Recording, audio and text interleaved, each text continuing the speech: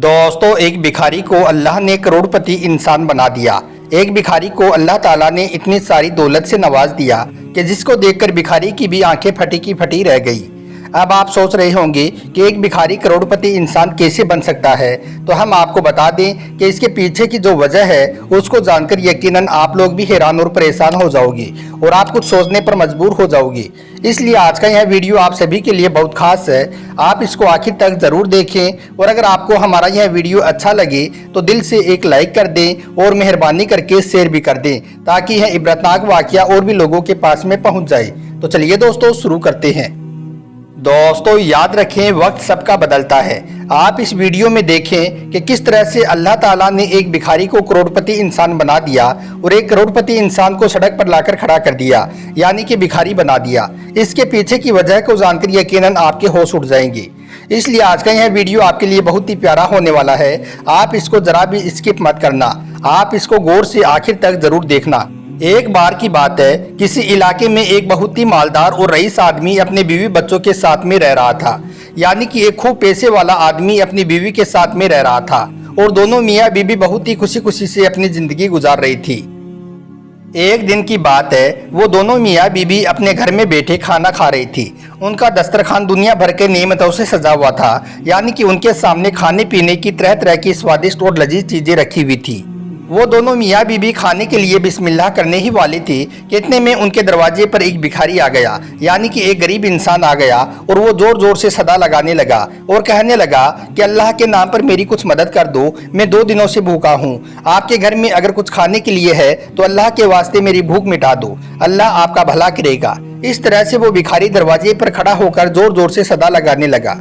मालदार शख्स ने जैसे यह सुना कि उसके दरवाजे पर कोई भिखारी आया है और वो काफी दिनों का भूखा है, इसलिए वो खाना मांग रहा है, तो उसने फौरन खाना वहीं पर छोड़ दिया और अपनी बीवी को हुक्म दिया कि वो यह सारा दस्तरखान उठाकर, यानी कि यह सारा खाना उठाकर उस भिखारी की झोली में डाल आई। बीवी अपने सोहर का हुक्म मानते हुए फौरन खड़ी हुई। उसने वो पूरा दस्तरखान उठाया और उन सारे लजीज खानों को पैक कर लिया और भिखारी को देने के लिए घर के दरवाजे पर पहुंच गई और भिखारी की झोली में खाना डालने लगी। वो औरत जैसे ही खाना भिखारी की झोली में डाल रही थी तो इतने में उस औरत की नज़र भिखारी के चेहरे पर पड़ गई और भिखारी की नज़र उस औरत के चेहरे पर पड़ गई। भिखारी ने जैसे ही उस औरत को देखा तो उसको देखकर वो भिखारी जोर जोर से दहाड़े मार मार कर रोने लगा, यानी कि भिखारी बुलंद आवाज में ज़ारों कतार रोने लगा। भिखारी के रोने की आवाज जैसे ही मालदार शख्स के कानों में पड़ी तो वो भी भागकर दरवाजे पर पहुंचा। उसने देखा कि भिखारी की पूरी झोली लजीज खानों से भरी हुई है, मगर फिर भी वो जोर जोर से और फूट फूट कर रो रहा है। यह देखकर वो अपनी बीवी से पूछने लगा कि बेगम, इस भिखारी को ये क्या हो गया है? इसको खाने के लिए इतना कुछ सामान दे दिया है, फिर यह क्यों रो रहा है? यह सुनकर बीवी ने कहा कि जरा आप घर के अंदर तो चलिए, मैं आपको सब कुछ बताती हूँ कि यह भिखारी क्यों रो रहा है। इतना कहते हुए उस औरत ने घर का दरवाजा बंद किया और दोनों मियाँ बीवी घर के अंदर आ गई।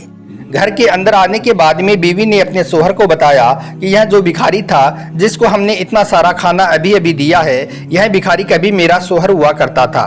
कई सालों पहले यह भिखारी इस शहर का सबसे मालदार और सबसे रईस आदमी हुआ करता था। और यही नहीं, आज हम जिस कोठी में रह रही हैं, जिस मकान में रह रही हैं, यह इसका मालिक हुआ करता था। इसके घर में बहुत सारे नौकर और चाकर भी थी। इसका सारा काम नौकर चाकर ही किया करती थी।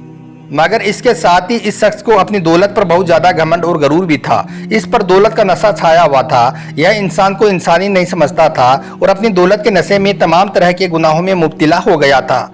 यह भूल चुका था कि यह दौलत और शोहरत देने वाला सिर्फ अल्लाह है। अल्लाह जिस तरह से इंसान को दौलत से नवाजता है, उसी तरह से वापस भी छीन लेता है। यह इस बात को भूल चुका था। इसको अपनी दौलत पर बहुत ही ज्यादा गरूर हो चुका था।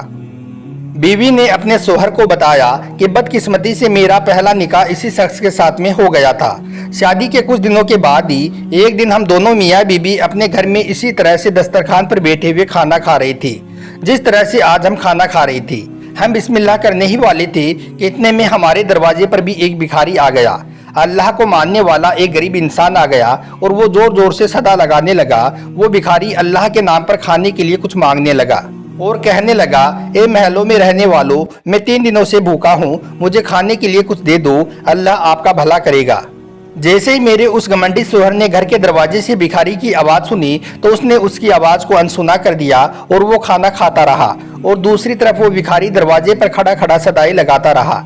यह सुनकर मेरे उस घमंडी शोहर को गुस्सा आ गया, इसलिए वो कहने लगा कि यह फकीर होकर मेरे घर के दरवाजे पर कैसे आया, इसकी हैसियत ही क्या है कि यह मेरे घर के दरवाजे पर आ जाई, इसको यहाँ पर नहीं आना चाहिए था। यह कहता हुआ वो उठा और घर के दरवाजे पर पहुंच गया। मेरे शोहर को देखकर वो भिखारी कहने लगा कि बाबूजी, मुझे बहुत जोर की भूख लगी है, मुझे खाने के लिए कुछ दे दो, मैं दर दर भटक रहा हूँ मगर अभी तक किसी ने भी मुझको खाना नहीं खिलाया है। अगर मैं तुम्हारे घर से भी वापस खाली हाथ लौट गया तो फिर आपकी इस दौलत का क्या फायदा होगा। यह दौलत तो अल्लाह की नेमत है, अल्लाह जिस तरह से नवाजता है उसी तरह से वापस भी छीन लेता है। फकीर की इन बातों को सुनकर मेरे उस घमंडी शोहर को गुस्सा आ गया, इसलिए वो फौरन अंदर आया और उसने पूरा दस्तरखान उठा लिया और उसको लेकर भिखारी के सामने पहुंच गया। भिखारी बेचारा इतना सारा खाना देकर बहुत खुश हो गया। फिर मेरे उस घमंडी शोहर ने भिखारी के आगे वो दस्तरखान किया। वो भिखारी जैसे उसके हाथ से खाना लेने लगा तो उसने गुस्से में वो सारा खाना उस भिखारी के मुंह पर फेंक दिया। सारा खाना फकीर के मुंह पर लगने के बाद में सीधा जमीन पर गिर गया और पूरा खाना जमीन पर बिखर गया, यानी कि जाया हो गया। यह देखकर वो भिखारी बहुत नाराज हुआ और कहने लगा, बाबूजी, अगर आपको खाना नहीं देना था तो मना ही कर देते, आपने यह सारा खाना जाया क्यों कर दिया, आपने इतने सारे खाने की बर्बादी क्यों कर दी, यह तो अल्लाह का दिया हुआ रिज्क है, आपने इस रिज्क की नाशुक्री की है, अल्लाह आपसे इसका हिसाब जरूर लेगा। वो भिखारी कहने लगा, याद रखना, जो इंसान अल्लाह के रिज्क की बर्बादी करता है ऐसा इंसान फिर दाने दाने के लिए मोहताज हो जाता है। ए शख्स, आज तुमने अल्लाह की शान में बहुत बड़ी गुस्ताखी की है, अल्लाह से फौरन माफी मांगो वरना तुम तबाह और बर्बाद हो जाओगी। मगर मेरा वो शोहर तो दौलत के नशे में चूर हो चुका था, उसको तो अपनी दौलत का नशा हो चुका था, इसलिए उसने फिर उस भिखारी को एक जोरदार लात मारी और फिर चीखता हुआ चिल्लाता हुआ घर के अंदर आ गया। इधर यह सब देखकर उस भिखारी की आंखों में आंसू आ गई। उसने अल्लाह की बारगाह में अपने हाथ उठाए और अल्लाह से दुआ करने लगा। वो कहने लगा, या अल्लाह, यह जो शख्स है यह दौलत के घमंड में चूर हो चुका है, इसने खाने को बर्बाद किया है, इसने एक लाचार इंसान को रुलाया है, ये गरीबों का ख्याल नहीं करता है।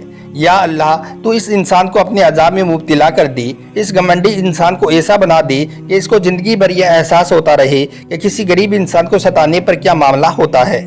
इस तरह से फिर वो भिखारी रोता हुआ और मेरे उस शोहर को बद्दुआ देता हुआ हमारे घर से चला गया। उसके बाद में हमें नहीं मालूम कि वो भिखारी कहाँ से आया था और कहाँ पर चला गया। उसके बाद कुछ दिन ही गुजरे कि उस भिखारी की बद्दुआ का असर दिखने लगा। मेरे शोहर की हालत दिनों दिन बिगड़ती चली गई, यानी कि मेरे शोहर की हालत खराब होती चली गई। उसके सारे कारोबार ठप होते चले गई, हमारा घर बार सब कुछ बिक गया, हम कोड़ी कोड़ी के मोहताज हो गई, हमें खाने पीने की भी लाले पड़ने लगी। इस परेशानी के आलम में फिर उस शख्स ने मुझे भी तलाक दे दिया। उसके कुछ सालों के बाद में मेरा निकाह आपके साथ में हो गया और अल्लाह के करम से मैं वापस इसी कोठी में आ गई। अपनी बीवी के मुंह से यह इबरतनाक वाकया सुनकर शोहर उदास हो गया और कहने लगा, बेगम, क्या तुमको मालूम है कि उस वक्त जो तुम्हारे घर के दरवाजे पर भिखारी आया था वो कौन था? तो इस पर बीवी कहने लगी, जी उसके बारे में तो मुझे कुछ भी मालूम नहीं है। तो इस पर शोहर ने कहा कि बेगम, उस वक्त जो तुम्हारे दरवाजे पर खाना मांगने के लिए जो भिखारी आया था वो भिखारी में ही था। यह सुनकर बीवी बहुत ही ज्यादा हैरान उठी और उसने फौरन अल्लाह की बारगाह में अपने हाथ उठा दिए और कहने लगी, या अल्लाह, यह कैसा इंसाफ है। उस जालिम और मगरूर शख्स की एक एक चीज इस भिखारी की झोली में डाल दी, उसका माल, उसकी दौलत, गाड़ी और यहाँ तक कि उसकी बीवी को भी छीन कर इस भिखारी के हवाले कर दी। तो दोस्तों, याद रखें, तारीख इस तरह के बेशुमार वाक़ियों से भरी पड़ी है। बस हम इंसानों को चाहिए कि हम ऐसे वाक़ियों से इबरत हासिल करें और कभी भी अपनी दौलत पर गरूर और घमंड ना करें, क्योंकि याद रखें, यह सब दौलत अल्लाह ही अता करता है और अल्लाह जब चाहे वापस भी छीन लेता है।